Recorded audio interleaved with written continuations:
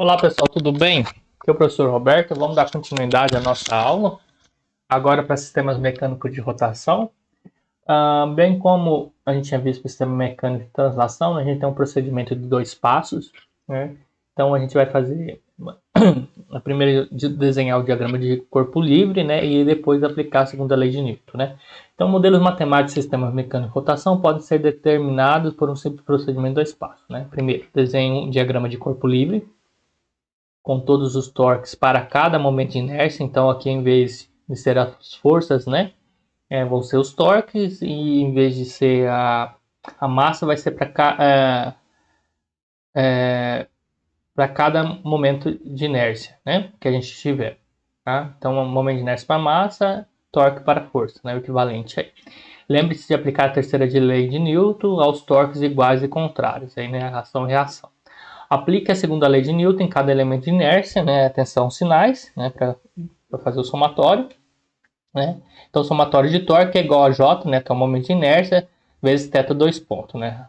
A aceleração angular agora, né? Em vez de ser aceleração linear, ok? Cada elemento de inércia, J, irá resultar em uma IDO de segunda ordem, porque a aceleração é a segunda derivada da posição, né? Então, vai ser θ ao quadrado sobre dt ao quadrado, né? Ok? Vamos lá então para o nosso exemplo. Aqui. Então a gente tem um sistema mecânico com dois discos aí. Então a ideia é que esse disco aqui ele está sobre alguma base, né? Viscosa aqui com atrito B, tá? Nos dois lados. Então esse pistão de inércia aqui, né? Tem inércia J1 e esse pistão de inércia 2 tem inércia J2, tá? A referência aqui, né, do ângulo na posição angular θ1, né, θ2, então é positivo para o sentido horário, ok? Então aqui no lado esquerdo tem um torque de entrada no sentido esquerdo, tá? E aqui do lado direito, né, tem um torque de entrada no sentido horário, né, um anti-horário e outro horário, ok? Então a ideia é fazer a torção dessa mola torsional, ok? Pistão na forma toroidal de disco J1 está conectado com um cilindro também toroidal de disco J2, né? Ambos giram em torno de um eixo comum. Os deslocamentos angulares positivos são medidos no sentido horário a partir das posições não deformadas de equilíbrio. Então aqui sem deformação, θ1 e θ2 igual a zero. O motor diesel fornece os torques externos aplicados como pares iguais e opostos em ambos os discos, né? Como se tivesse aqui de alguma forma contato com esse motor diesel, né?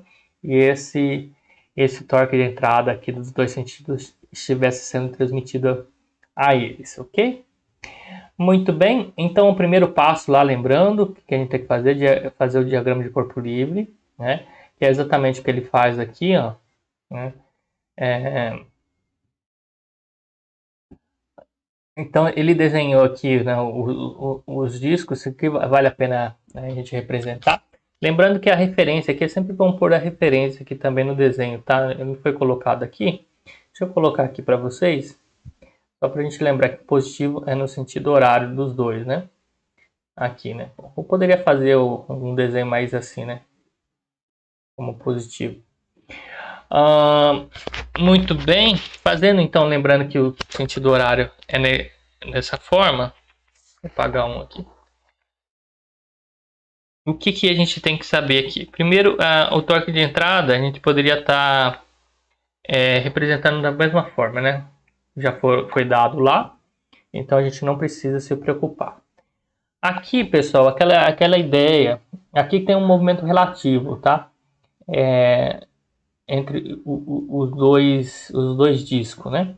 O que a gente poderia estar fazendo aqui? Se a gente fosse fazer o diagrama, vou colocar aqui na parte escrita.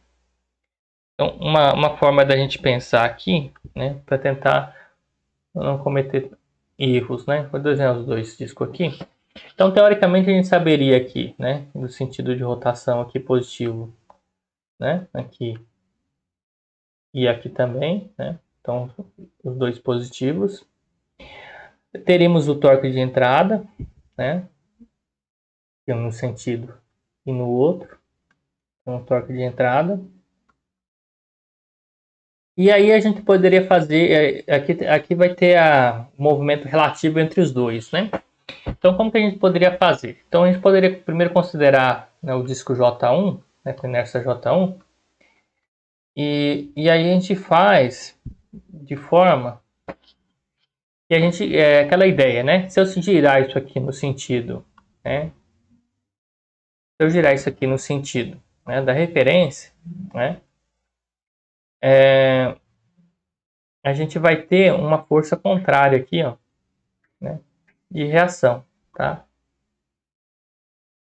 Essa força contrária de reação. Ok? A gente sabe que essa força aqui vai ser, esse torque aqui também vai ser do mesmo sentido, né? Vai ser aplicado aqui, desse lado aqui também, né? Com igual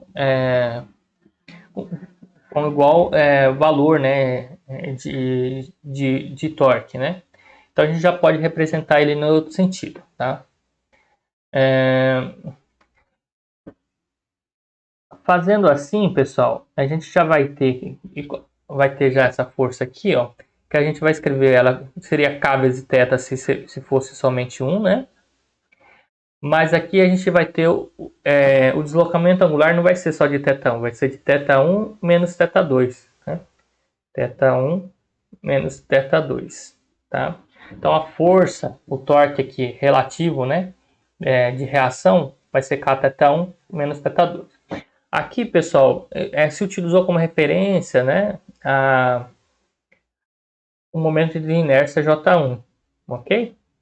Perceba que aqui, se a gente fosse girar, você poderia falar, mas eu queria fazer em relação a θ2. Se eu fizesse em relação a θ2, né, a J2 aqui, por exemplo, né, a J2, se eu fizesse em relação a J2, né, e fizesse no sentido contrário, essa força estaria em sentido oposto, tá? Mas aqui a gente tomou como referência, né, o torque de entrada aqui do cilindro 1, né, e fez a força de reação com esse sentido, tá?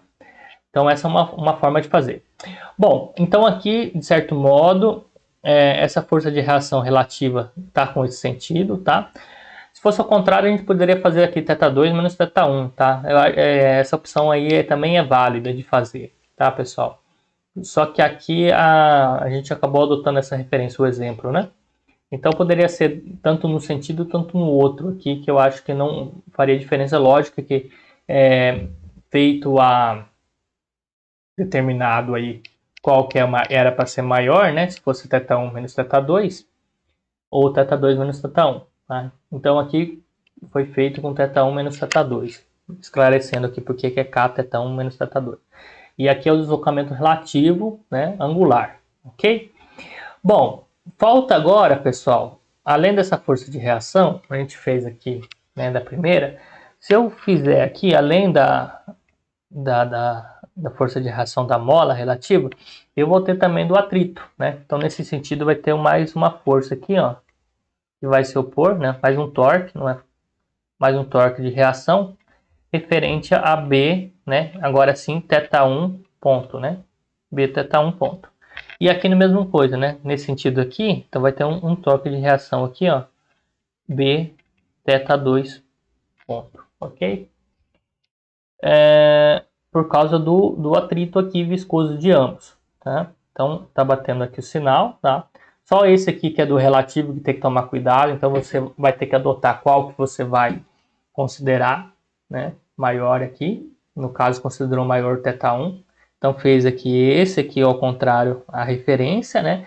Logicamente esse aqui teria que seguir na mesma direção aqui oposta, né? Então por isso que ele não está reagindo com essa referência, está reagindo com essa, tá? E aí a gente montou o diagrama, né? Se fosse ao contrário, seria θ2 menos θ1, ok? Seria outra forma da gente escrever. Bom, feito o diagrama de corpo livre, né? O segundo passo é aplique a segunda lei de Newton em cada elemento de inércia, né? Atenção aos sinais, né? Então a gente tem que saber aqui quais são os sinais, né? Positivo é nesse sentido aqui, então aqui todos são negativos, né? Positivo nesse sentido aqui, então só esse torque aqui vai ser positivo. Então fazendo primeiro para todos, tem dois elementos de inércia, né? Vamos fazer para o primeiro, né? Então somatório do disco 1, então a gente vai ter aqui, ó, menos K θ1 menos θ2, negativo, menos B θ1, né? E menos o torque de entrada. Isso aqui vai ser igual, né, ao momento de inércia J1 vezes a aceleração angular aqui, que é do ângulo θ1, né? Então é θ2 pontos, porque é a aceleração segundo derivada, ok? Isso aqui, reforçando novamente, é igual a θ ao quadrado, θ2 quadrado dt ao quadrado, ok? Isso aqui é igual, vou colocar 1 aqui, né? A θ 2.1, ok? Muito bem. Agora vamos fazer o somatório, né, do torque, igual ao momento de inércia vezes a aceleração angular, da inércia 2, né? Então, aqui vai ficar positivo K θ1 menos θ2, vai ficar menos, né, B θ2 ponto, e mais, está no mesmo sentido, o torque de entrada, que vai ser igual a J2 θ2 ponto, tá? Então, esse aqui, a gente obteve essas duas equações aqui, ó, né, que representa o nosso modelo matemático aí, do nosso sistema, ok, pessoal? Então, aqui já fica a resolução do segundo exercício. Vamos ver o que tem mais aqui. Então, resumo, né? Então, nessa aula nossa, né, a gente introduziu uma abordagem sistemática, né, tanto para a translação quanto para a rotação, para o desenvolvimento do modelo matemático de sistemas mecânicos.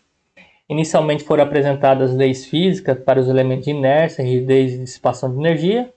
Em seguida, foi iniciado o procedimento de modelagem, né, desenhando todas as forças ou torques em um diagrama de corpo livre para cada elemento de inércia. A terceira lei de Newton é empregada para desenhar as forças de reação iguais e opostas que existem entre os elementos de inércia, e a soma de todas as forças no sentido assumido como positivo é igualada ao produto da força, o produto da massa e da aceleração. Segundo a lei de Newton, é igual a força igual a massa da aceleração. Cada elemento de inércia é um sistema mecânico. Em um sistema mecânico, irá definir uma EDO de segunda ordem, porque a aceleração é a segunda derivada no tempo da posição. Ok? Então, esse aqui é o resumo da nossa aula até aqui. Obrigado, até mais.